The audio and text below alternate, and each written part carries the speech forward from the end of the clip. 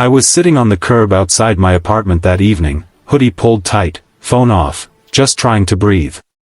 The day had been one of those days, rent due, job rejection email still sitting unread, and the kind of silence that makes your thoughts echo too loudly.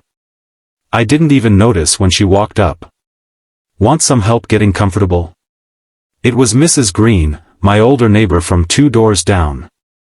Late 60s, silver hair that glowed in the streetlight, always smelled like fresh cookies and lavender soap. I managed a weak smile, but she could see right through it. "Come on," she said softly, "I made too much tea." Her living room was a time capsule of warmth, framed photos of grandkids, a ticking clock, a worn-out couch that seemed to hug you back.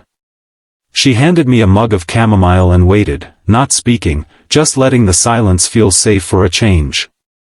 After a few minutes, I told her everything. About losing my job. About how I didn't want to call my parents and admit I'd failed.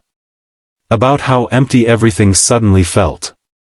She didn't say, "It'll be okay." She just nodded and said, "You're allowed to be tired. You're allowed to start again tomorrow."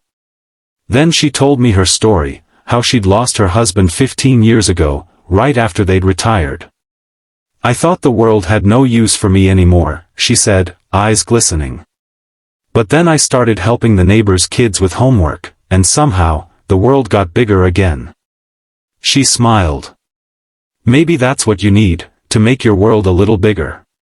The next morning, I found a handwritten note outside my door. "Need help repainting the garden fence this weekend, payment in cookies and conversation. Mrs. G." I showed up. And for the next few weekends, we worked side by side, painting, planting, laughing. She introduced me to her book club, where somehow I ended up tutoring one of their grandsons in math. That led to a part-time teaching job at a local community center. And just like that, things started turning around. A few months later, I was sitting with Mrs. Green again, tea in hand, watching the sunset over her freshly painted fence. She looked over and said, "You seem more comfortable now." I smiled. "Guess your plan worked." She chuckled. "No plan, dear.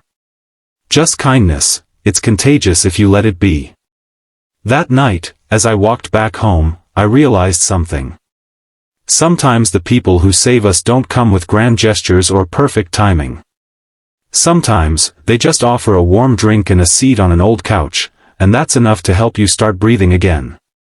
Because kindness doesn't always fix everything. But it reminds you that you're not broken beyond repair. The smallest acts of compassion can rebuild the biggest parts of someone's life. Never underestimate the power of simply showing up.